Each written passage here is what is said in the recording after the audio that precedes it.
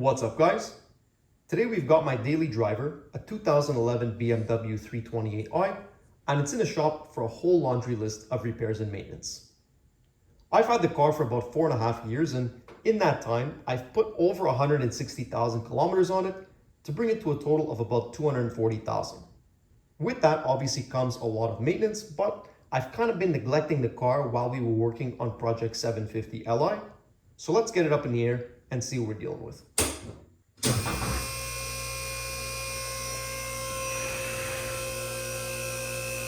I'm not going to bother showing you guys how to remove these undertrays because, as you can see, these are totally wrecked. You got broken bits, missing screws, so let's just start by taking this off. What's good about this car is that since it's so common and so cheap, I'll definitely be able to pick up one of these at a scrapyard for only a couple bucks.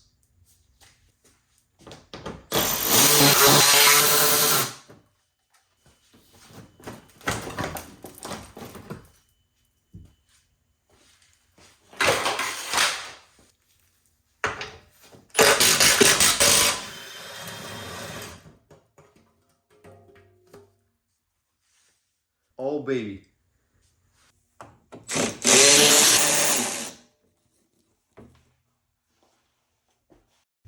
So as you can see, we've got a couple of small oil leaks down here. Now the oil pan's been leaking for a little while. This is a super common problem on these engines, and I just never got around to doing it because on the X-Drive cars, it's just such a hassle. You have to remove the axles, drop the subframe, and up until recently, it wasn't actually leaking that much oil, so it just never bothered me that much. Moving over this way, you can see that we also have a small coolant leak coming out of the radiator. I'm not very impressed because this is an OE Molle Bear part that I installed just over a year ago and it already has a leak. Again, it wasn't losing much coolant, so I would just top it up every few weeks and it'd be fine. The third issue just came up this week. I was driving and all of a sudden the car started making a terrible power steering noise. I took a quick look around the engine bay for leaks, but I couldn't see anything until I noticed a stream of fluid pouring right out of the side of the rack. Unfortunately, this leak is too bad to continue driving on, so since we need to lower the subframe to change a rack, we'll also use this as an opportunity to change the oil pan gasket, and since we have it in the shop, we're going to change radiator at the same time. To start off, I'm going to drain all the fluids and disconnect some of the hoses.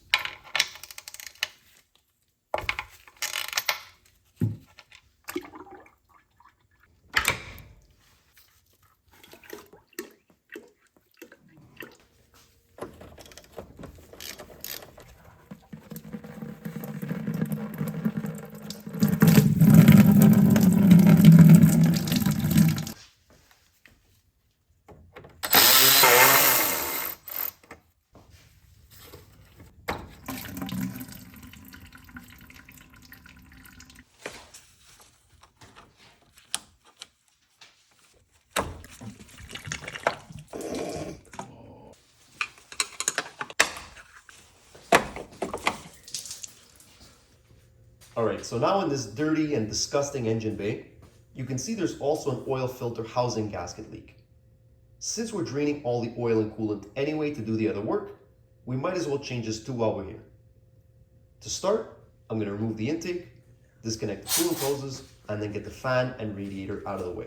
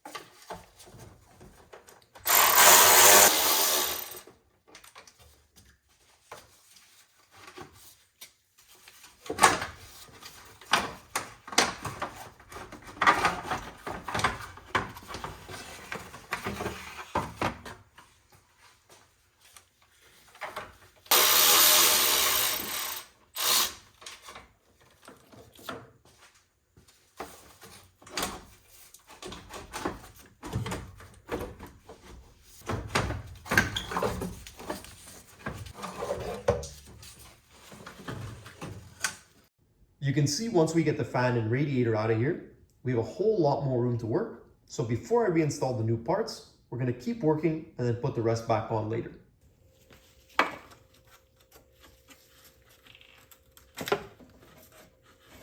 The oil filter housing is held on by 3 E10 bolts, one here, and then one hiding behind the intake manifold. This one's really easy to get to.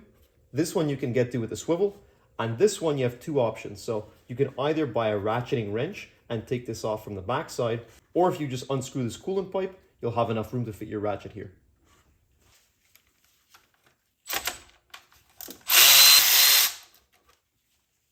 This is the famous Mickey Mouse flange found on the N51, 2, 3, 4, 5, the N20, the N26, and maybe a couple of others. The original design is made of plastic, and over time they have a tendency to crack, so I replaced mine with this aluminum flange. It's been on there for a good few years and the O-ring looks pretty flat, so I'll replace that while I'm here too.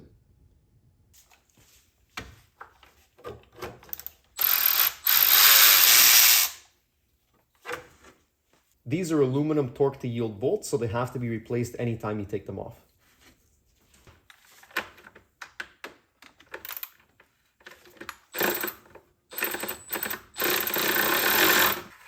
There we go. I'm going to disconnect the oil sensor. Okay, for some reason, I don't know why, I forgot to remove the oil filter first, but that should have been your first step.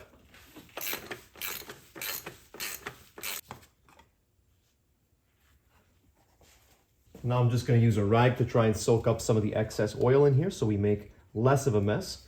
Either way, when you take it off, there's going to be stuff that goes everywhere. So when you're doing this job, I do recommend replacing the belt and tensioner at the same time, because once it gets oil on it, the belt can swell, slip off the pulley, get sucked in through the front crank seal, and potentially ruin your engine.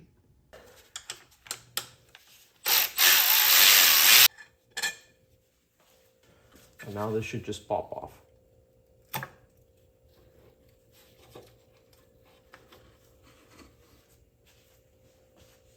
So here's the oil filter housing.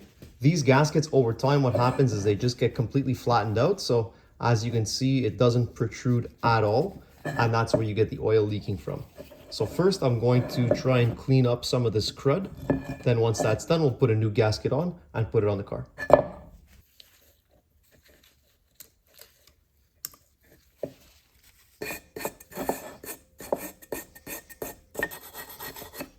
So this is as nice as I could get it after a bit of scrubbing and cleaning.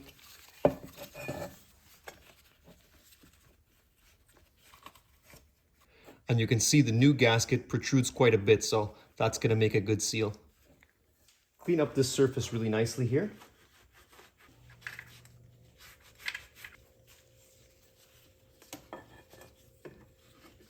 There we go. So for the new bolts, the longest one goes on top. This is the shortest one. And then the medium is the one hiding behind the intake manifold. Be careful not to drop these, because since they're aluminum, if they fall, you won't be able to reach them with a magnet. Ask me how I know.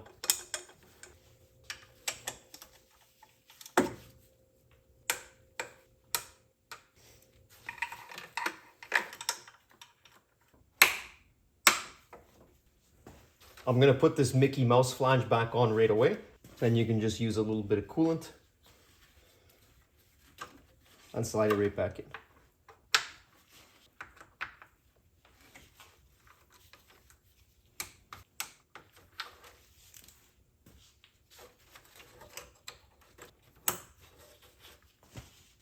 Now I'm just going to put the oil cap back on so no dust falls in, and when we're ready, we'll come back and replace the oil filter. To take the belt off, you counter hold the tensioner with a T60.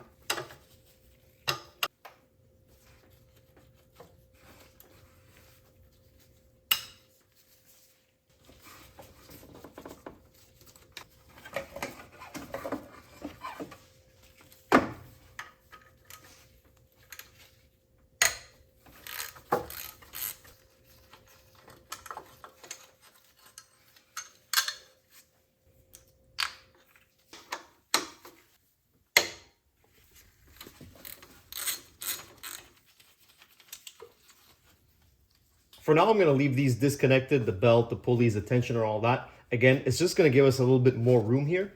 It's not really necessary, but since we're going to be taking off so many things, we might as well do whatever's easiest.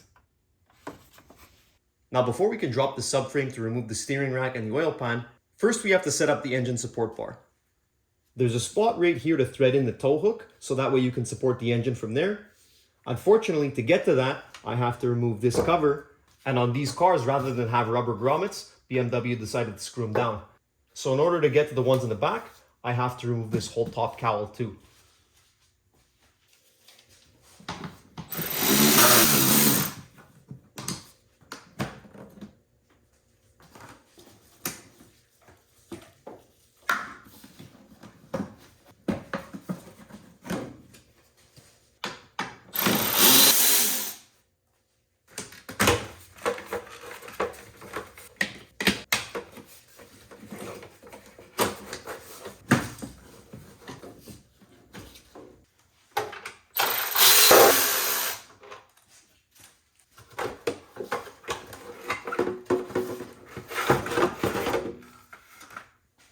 You can see that there's a bunch of oil spilled here, but that's just because when I'm pouring it in, sometimes you miss and then it just drips down. So the actual valve cover itself is totally dry.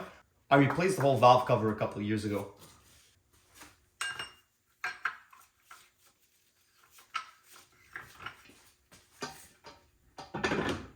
So normally there's a hook like this that you're supposed to use with the engine support bar.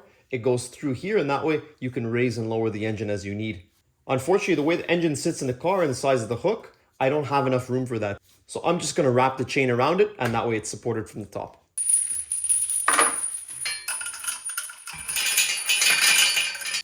Then I'm going to just use something like this to chain them together. So there you go. I know this isn't the perfect setup, but it's going to work for what we want to do.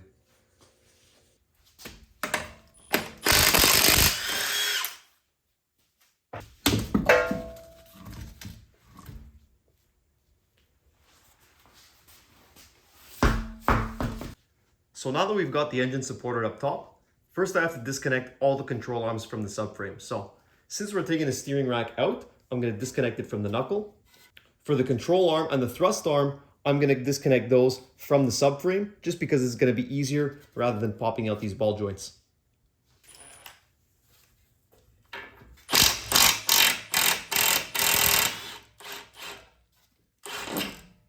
So that came out super easy, but I replaced these tie rod ends about a year ago. So that's why they weren't really seized up at the knuckle. Oh yeah, this thing feels very crunchy.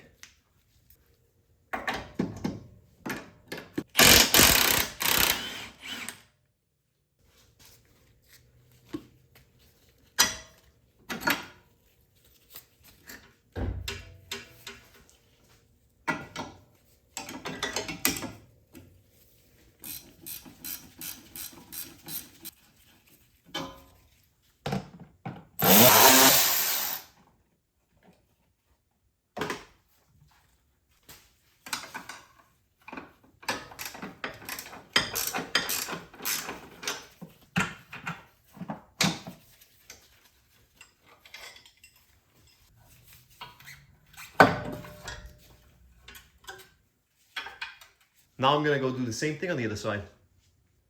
On the front, we have to disconnect this coolant crossover because it's bolted right to the subframe.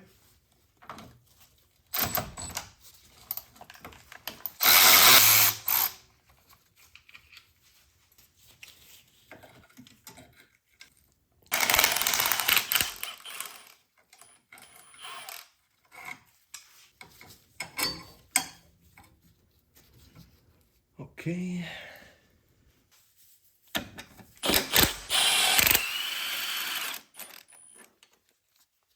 You have to disconnect the motor mounts. There's two ways of doing it. You can either disconnect the hex nut at the top or disconnect the mount from the subframe. On the passenger side, the top nut's not so bad, but on the driver's side, it's very hard to get access up here, so it's just easier if you disconnect it from the subframe. Last thing is to disconnect the steering column from the steering rack.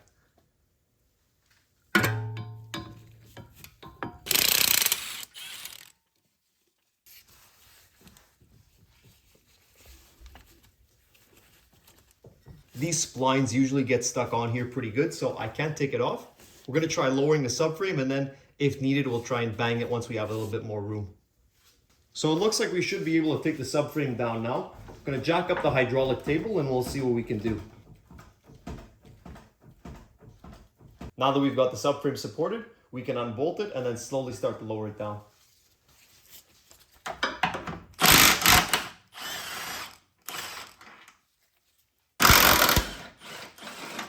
Holy shit.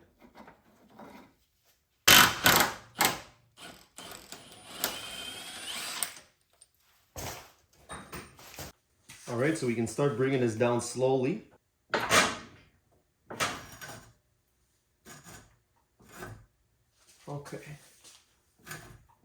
Okay, so we're coming down everywhere except for right here. It's still stuck on the steering column, so let's see where we can bang.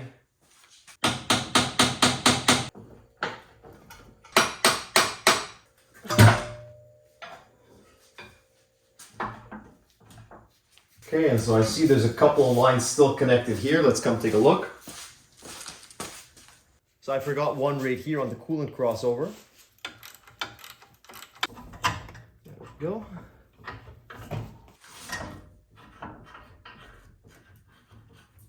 Okay, so we just have to disconnect the two high pressure lines here and we'll be able to take the whole thing out.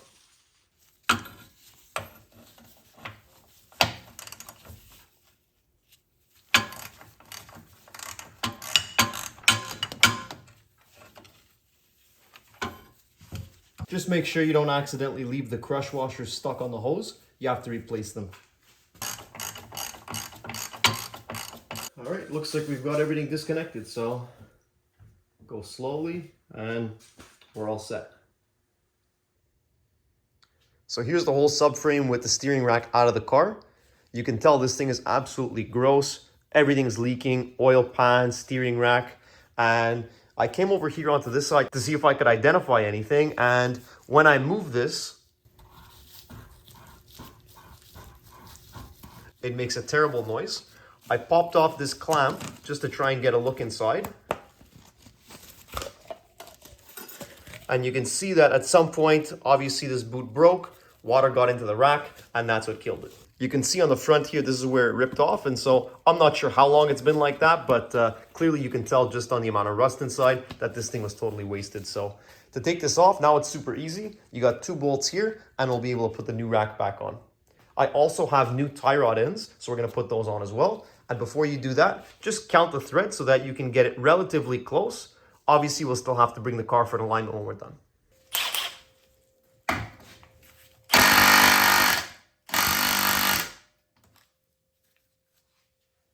Okay, so unfortunately, this is a bolt that goes all the way through, and to get on the head of the bolt, it's on the bottom of the subframe. So I didn't think about that before. I don't have very much room here, but the socket's an E12, so I'm just gonna stick it under here, put a ratchet on it, and counter hold it while I use the impact to get it off.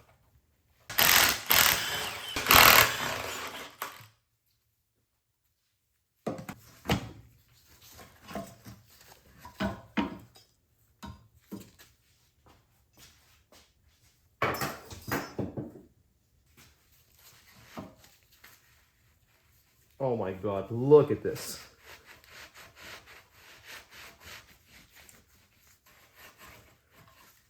This thing is gross. All right, so this is as good as it's gonna get. Really, I just wanted to get the big stuff off so that way you can identify other leaks more easily, but for all this small stuff or little bits of rust and things, I don't really care too much. Like I said, this is my daily driver. It's in the snow, it's in the rain, it's in the salt. And then also every year I undercoat the car with an oil spray, so it's gonna get full of oil anyway.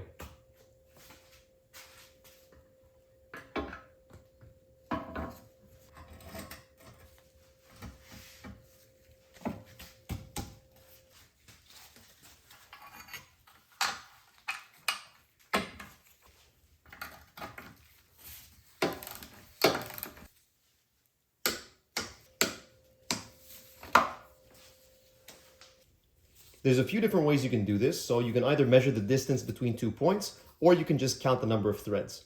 Like I said, obviously this is just to get it close enough, and then we'll still have to bring the car for a full alignment when we're done.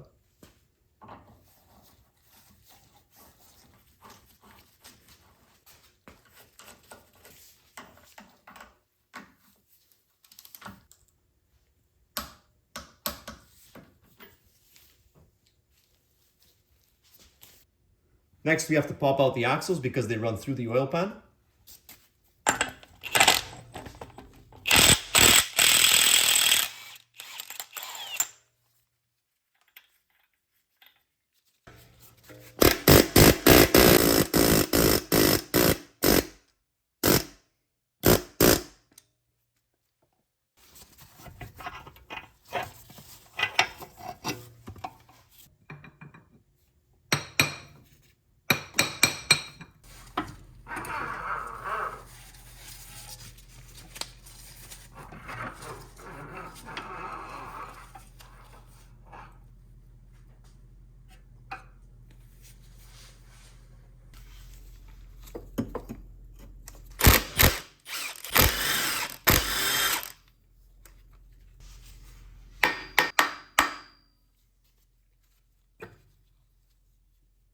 Now to get the diff off, you have four 16mm bolts. Unfortunately, one of them is hiding behind this motor mount, so I'm going to take the motor mount off. That way I can access it with my impact.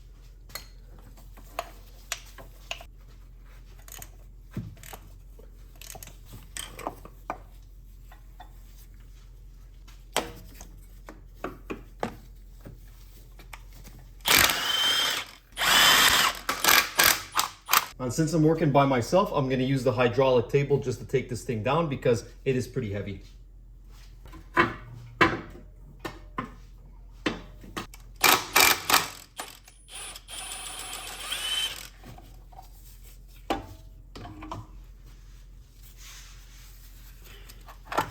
Oh, baby. Okay.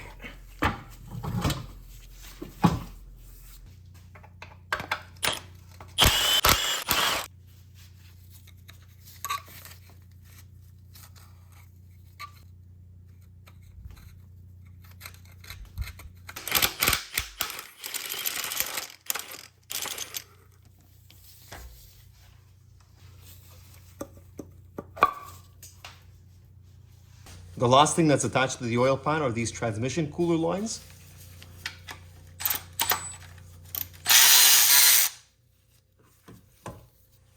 Once they're off, they're still hard lines, so you can't get them completely out of the way, but we'll have enough space to lower the oil pan down now.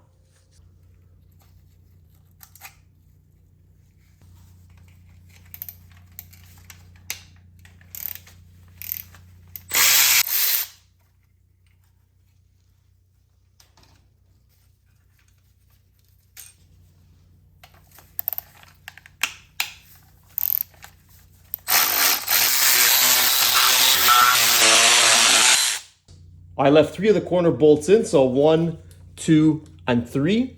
Now I'm going to get the hydraulic table and help me lower this thing down.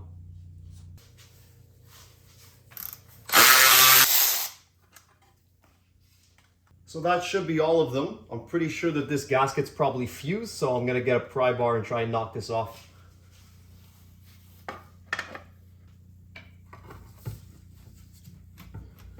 Definitely feels like there's still a bolt on here that I might have missed. Let's take a look. Yeah, that's it. I missed one bolt on the back of the transmission. Now that we've got that out, and now we can slowly lower it down. You have to move towards the front because there's a lip on the back of the oil pan that slides into the transmission.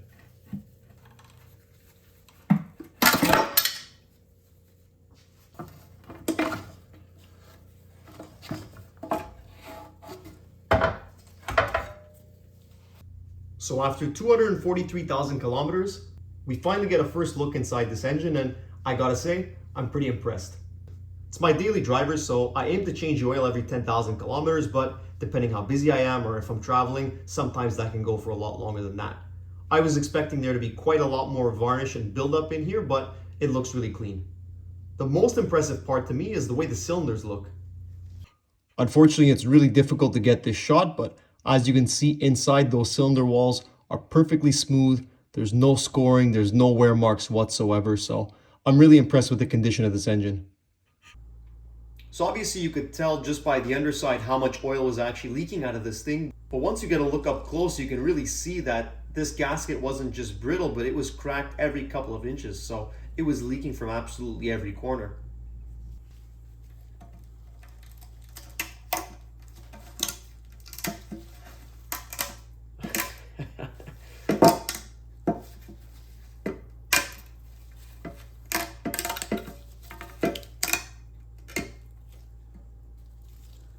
I mean, look, there's nothing left of this rubber. It's so cracked and brittle. There's not a single soft part anywhere. Now I'm gonna start cleaning this up, try and get some of this sludge off, make it look nice in prep for the new gasket. So there you go. I think we got this cleaned up pretty good. Now, before we put the new oil pan gasket on, we're also gonna replace the oil level sensor gasket.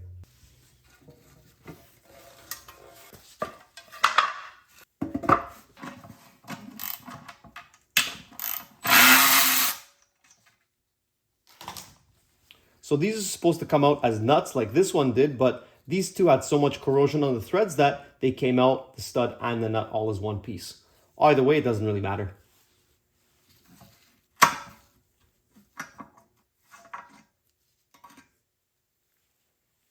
You can see that there's pretty much no gasket left. It's totally flat, so this was leaking as well.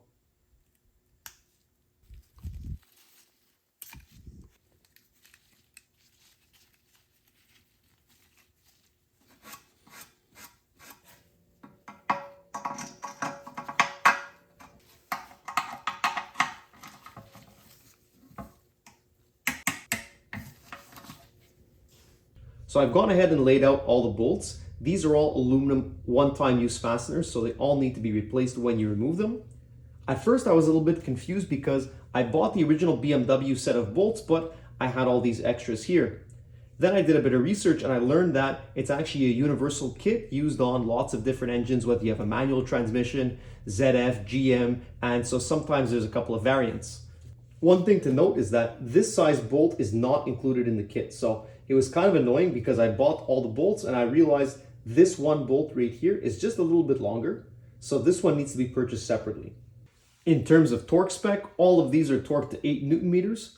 The shortest ones are torqued to 8 Newton meters plus 90 degrees. Then the longer ones and the extremely long two at the back are torqued to 8 Newton meters plus 180 degrees.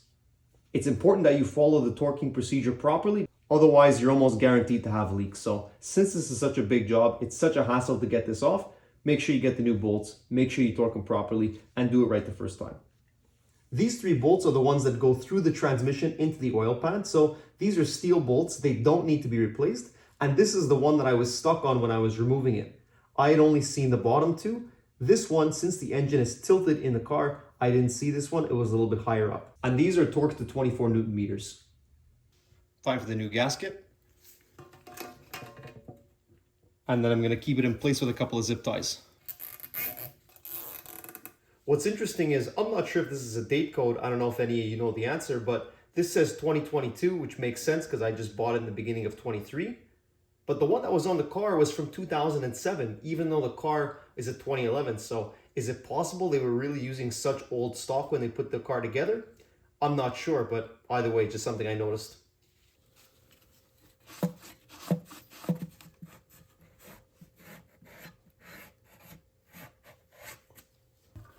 When you're putting this in, again, you have to get the front out first so that you can back this lip up into the transmission.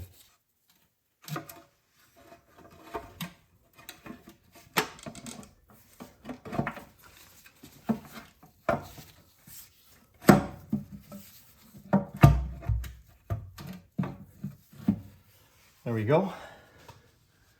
According to the service manual, there's no specific torque sequence on this, so I'm just going to do a zigzag pattern.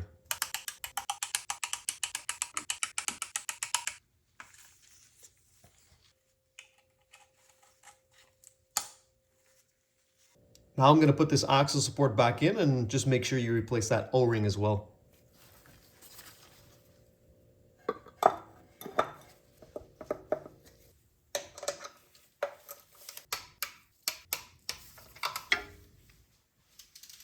Now we can put the front diff in, so again, replace the O-ring on the inside.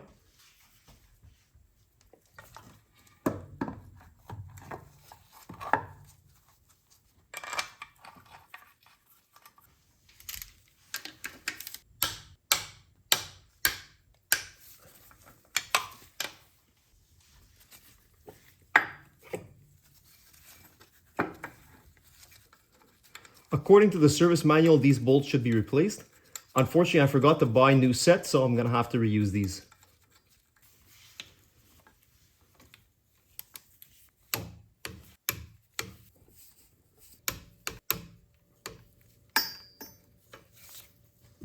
Now I'm gonna reattach these transmission cooler line holders. So the way it works is you put the bolt through the back. It pushes up into the oil pan, and then you put the nut on top. And then you can torque it down.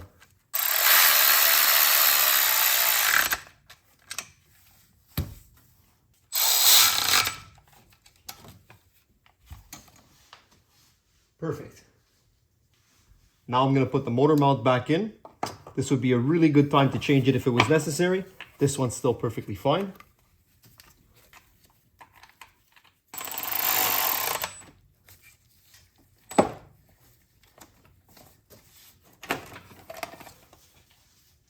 Now that we've got everything hooked up, I'm going to start raising the subframe back into the car. We have to reconnect the high pressure power steering lines on the steering rack, the steering shaft itself, and the couple of hoses that were attached to the subframe.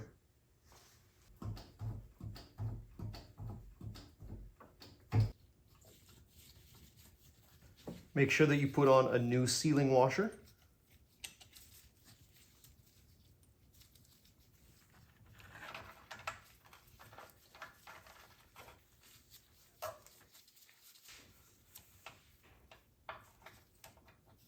I'm going to leave these loose for now, so that way when we're moving it, these hoses can articulate, and then once we're in the right position, we'll torque these down properly.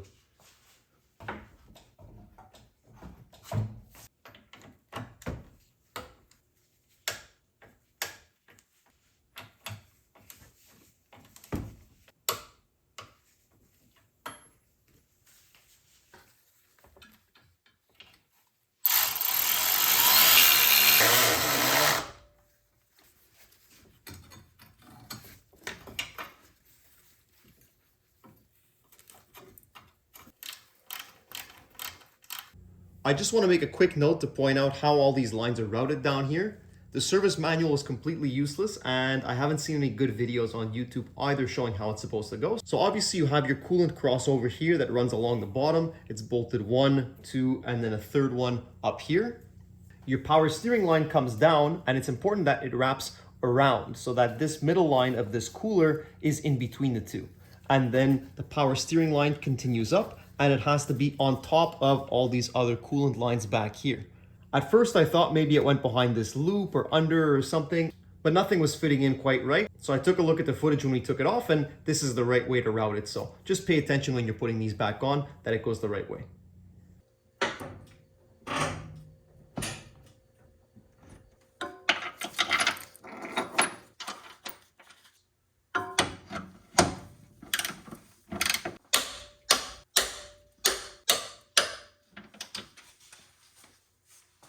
Now that we've got the steering rack and subframe all back in, before I reconnect all the suspension components, I'm going to come up top and reinstall all the things in the engine bay, the new radiator, the radiator fan, fill it with oil and coolant, and then start up the car to make sure that the new rack actually works properly. Once we're sure that the new rack is good, then we'll go ahead and reconnect the remaining suspension components.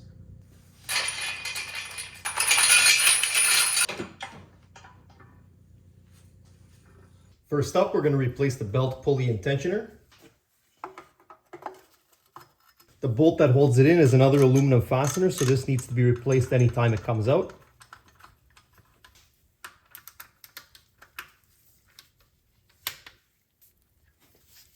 New pulley.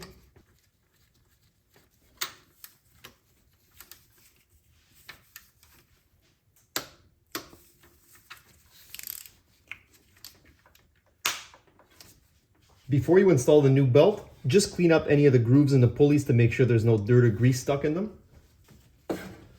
First, it gets wrapped around the crank, then around the power steering pump. Make an S around the alternator pulley. Belt wraps around the tensioner, and then the last is the AC pulley on the other side. So even though this tensioner comes with a locking pin inside of it, I always find that I still need to push it that last little bit to be able to get enough slack to get it around the last pulley, because you can see here it's close, but I still can't get it on. So I'll just grab my T60 breaker bar, stick it in the tensioner, add a little bit of tension, remove the pin, and you can see it had a little bit of movement still. So now with that extra movement, I should be able to come here and wrap it around the AC pulley. And there you go. If you're having trouble, just make sure that the grooves of the belt are lined up with the grooves in the pulley, because if they're not fully seated, you won't have enough slack to wrap it around. Before I put in the new radiator, what I like to do is just grab this cooler and wrap it with a bungee cord and pull it out of the way.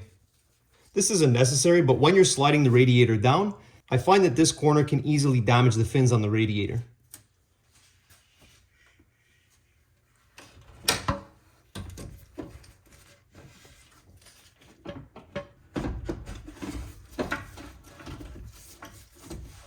There's a little lip that the radiator sits on down here, but other than that, there's just 2 Torx screws that screw it at the front.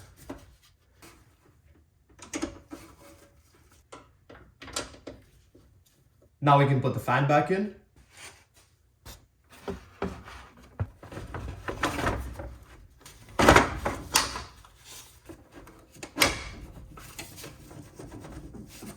One more Torx screw holding the fan in.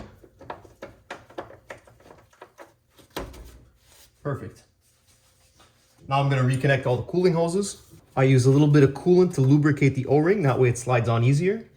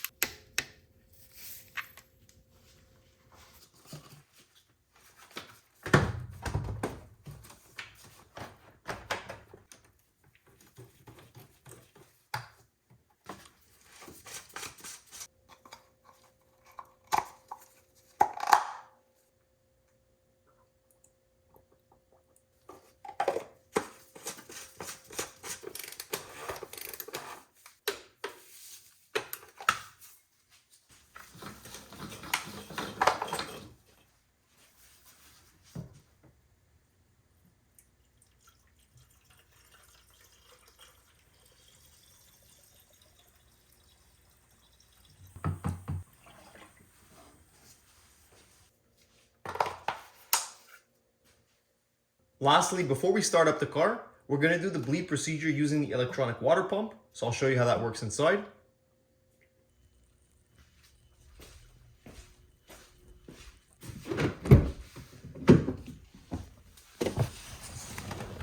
So to start the bleed procedure, you have to come inside, ignition on, without the car being started. The heat needs to be put to max, fan speed on low, and then put your foot all the way to the floor for 10 seconds.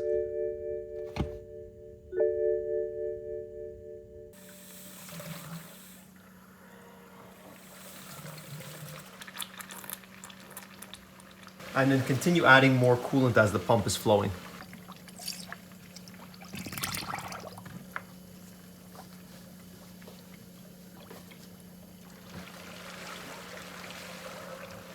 I know it's overfilled, but as you can see, it goes right back down as the water pump keeps cycling. Now that the bleed procedure is done, we can go ahead and start up the car.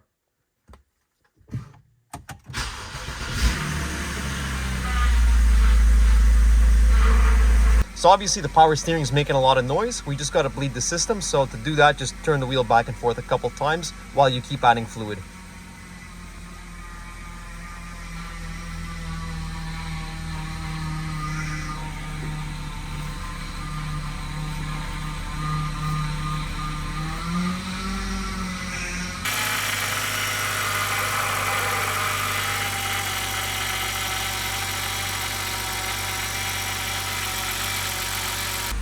Sounds nice and quiet. And as we turn the wheel, we are all set. So if you hear a little bit of clunking, that's just because the tie rods aren't attached to anything, so they're probably just bumping into the steering knuckle, but it looks like we're all set. Okay, so we're all good. There's no leaks. I checked the steering rack underneath. I checked all the coolant lines and everything looks great. Now I'm gonna come and reconnect all the suspension components. So first I'm gonna slide the axle back in. Once that's in, then I'll be able to reconnect the control arms.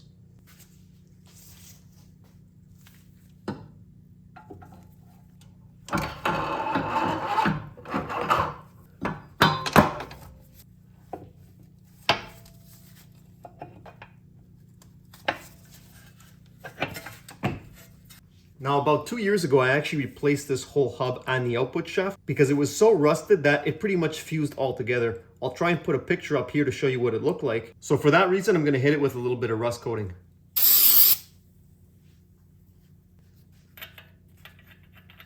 This nut is supposed to be torqued to 420 Newton meters as per the service manual, which is over 300 foot-pounds. I don't even have a torque wrench that goes that high, so I just send these down with my high torque impact and then indent the nut to make sure it doesn't go anywhere.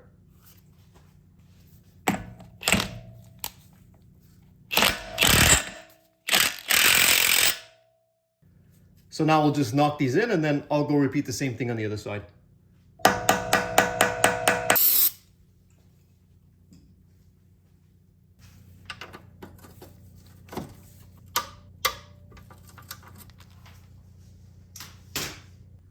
Now before you torque these down, the suspension needs to be at ride height. Normally you can do this by just putting the wheels on and then torquing it out of the ground, but to make it easier for the camera, I'm going to use the hydraulic table to jack the knuckle up and then torque it from there.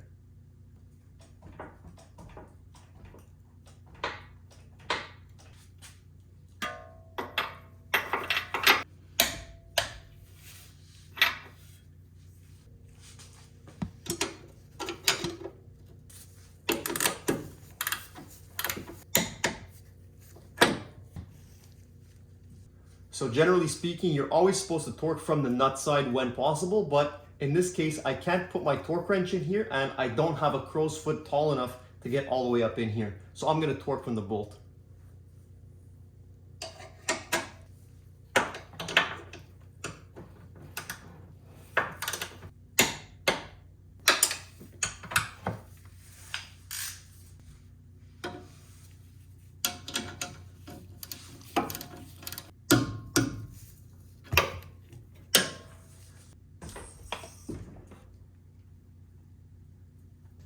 Next, we have to refill the front diff. Just keep pumping until fluid starts to run out of the fill hole. There we go. Obviously, I can't get a torque wrench in here, so I just put this hand tight. Lastly, we're just going to put all the engine bay plastics back in.